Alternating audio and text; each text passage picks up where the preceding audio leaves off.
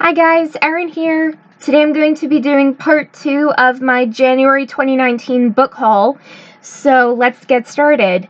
First book I bought was Until Friday Night by Abby Glines. This is a young adult fiction romance novel. It's a part of the Field Party series where there's Until Friday Night, Under the Lights, After the Game, and Losing the Field. And I read this book in just a matter of days, and I was thinking to myself at first, oh my gosh, this is about high school, am I gonna relive painful memories? But after I read this book, I thought, no, I'm not traumatized again by high school, so this series is something that changed me in the new year, and I'm really happy to be saying that I'm loving the series. So I'm definitely going to be finishing the series without a doubt. There's no question about it. So I would recommend the series immediately. The next book I have is I Am Still Alive by Kate Marshall.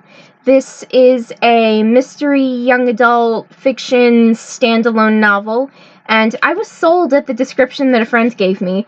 She said, "You'll love it, Erin. It's a book on survival, kinda like Hatchet by, oh my gosh, what's his name? Gary Paulson." And since I absolutely loved that, I was sold on this book immediately. And then when I brought it home to show my mom, she's like, "I'm sold by the cover. Let me read it after you." So after I finish reading this, I'm going to be lending it to my mom, and she always returns my books, so I don't need to fear that she would not return this to me anyway.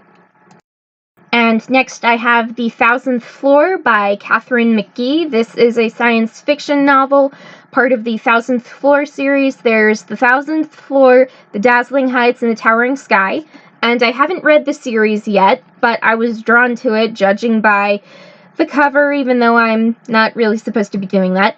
But I was thinking that after watching a few clips of that TV show with Tom Hiddleston in that sky-high hotel sort of thing, I thought, hey, this series might be good too. So I forget the title of that series because I was just focused on Tom Hiddleston in A Little More Than a Towel. But anyway, this series looked good. I know it doesn't have Tom Hiddleston, but it's still going to be great. So I'm really excited to be reading this too. Next we have The Savage Song by Victoria Schwab. And this is a fictional fantasy novel, part of the Monsters of Verity series. And then it's a two-parter series, The Savage Song and Our Dark Duet. And I follow Victoria Schwab on Instagram, and I see her Bookstagram posts and everything like that. So I thought I'd give her books a try simply because so many people recommend this book. So I thought, yes, I'm going to be reading it too. So anyway, I'm hopping on the bookish bandwagon, but that's not a bad thing at all. So I just wanted to make that part clear. Next we have Matched by Ali Condi. Forgive me if I'm pronouncing her name wrong, I am bad with names. This book is a fiction dystopian novel, part of the Matched trilogy, where there's Matched, Crossed, and Reached. And I was recommended this series after reading The Giver by Lois Lowry. I was actually rereading it. But that book bothered me as a kid because everything was controlled, and I just hate that idea of control. But after I reread it with a different mindset, I thought that was fantastic. So I'm reading the Matched series next, and I can't wait to read this because I just want to see, like, rebellious people doing their own thing, following their own rules, because that's something that I like to think that I do, even though I do not, like, really do well under control, but you know that anyway. So anyway, I promise you that I am not a pod person when I say I want to read To All the Boys I've Loved Before by Jenny Han. This is a romance young adult fiction novel. It's part of the To All the Boys I've Loved Before series, and in that series there's To All the Boys I've Loved Before, P.S. I Still Love You, and Always and Forever, Lara Jean. I've been getting into more romance novels recently, starting with the Field Party series. But with that, with this series promoted so much, with even a Netflix TV show on it, I was thinking, okay, I'll buy it, I'll read it, and I will try to convince my brother that I am not a pod person from Invasion of the Body Snatchers, just because I seriously don't usually read romance novels. Straight up romance novels. I can read an adventure novel like Throne of Glass, and that's romantic too, but that's different than a straight up romance novel like To All the Boys I've Loved Before. Next, we have They Both Die at the End by Adam Silvera, which I am almost done with. I am very happy to say that I am really enjoying this book. This is a romance, adventure, fiction, standalone novel.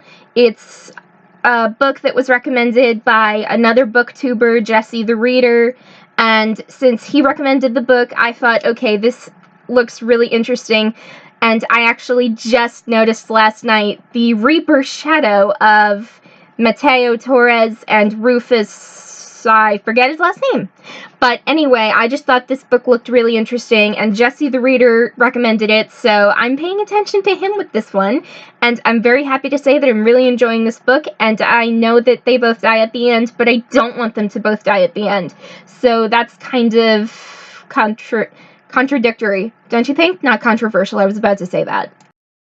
Another book that I have is Two Can Keep a Secret by Karen M. McManus. This is a mystery young adult fiction novel, and it took me a few days to finish reading One of Us is Lying, also by Karen M. McManus, but I was hooked on her writing from page one, and so when I was still working at Barnes & Noble, I decided, okay, I'm going to buy this too as a pre-release. So I got it as a pre-release, and now I have it, and now that it's been released, I'm actually paying attention to the rules and reading it now, because even though I was given that, like, taste test sort of thing, I still wanted to actually play by the rules. It feels so weird to say that. But anyway, I'm really enjoying this book too.